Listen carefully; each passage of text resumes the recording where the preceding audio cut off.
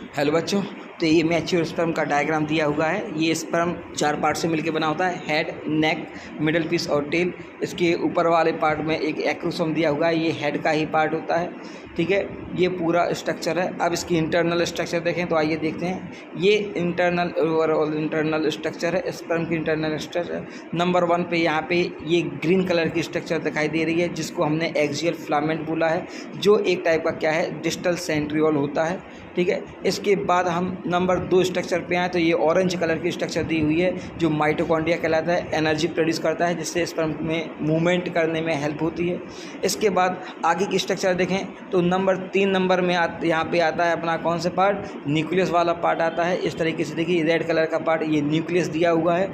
ठीक है, जो इस सेल को कंट्रोल करता है, मेल पार्ट यही होता है। इसी के अंदर 23 क्रोमोसोम प्रेजेंट होते हैं। अब आगे देखें तो ये 4th वाला पार्ट होता है, जिसको हम लाइसोसोम कहते हैं। लाइसोसोम में कुछ डाइजेस्टिव एंजाइम प्रेजेंट होते हैं, जैसे कि hyaluronidase enzyme, corona penetrating enzyme और जोनालाइसिंग एंजाइम। ये इस प्रकार से ये एंजाइम प्रेजेंट होते हैं। अब यहाँ पे 5th नंबर की स्ट्रक्चर देखें तो इस न्यूक्लियस के चारों एक स्ट्रक्चर होती है, एक लेयर होती है, जिसको हमने प्रोटेक्टिव लेयर बोला है। क्या बोला है? प्रोटेक्टिव लेयर, जो ओवरऑल इस पार्ट को प्रोटेक्ट करने में हेल्प करती है।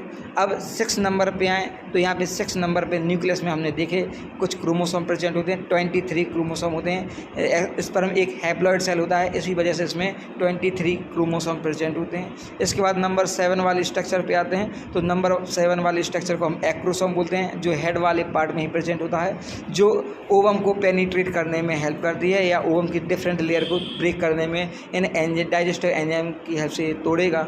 फिर आगे पार्ट देखें 8 नंबर की स्ट्रक्चर, जिसको हमने टेल बोला है। ये टेल एक फ्लैजलर की स्ट्रक्चर होती है, जो डिस्टल सेंट्रियोल की हेल्प से बनी हुई है, जो मूवमेंट करने में हेल्प कर रही है।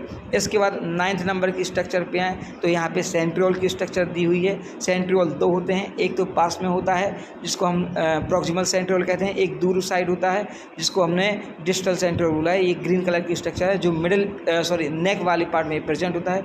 इसके बाद हमने नेक्स्ट पार्ट देखा तो ये जो नेक्स्ट पार्ट है, ये हमारी प्लाज्मा की मेम्ब्रेन है। इस प्रकार से ये हमारा इंटरनल स्ट्रक्चर कंप्लीट होता है। थैंक यू बच्चों।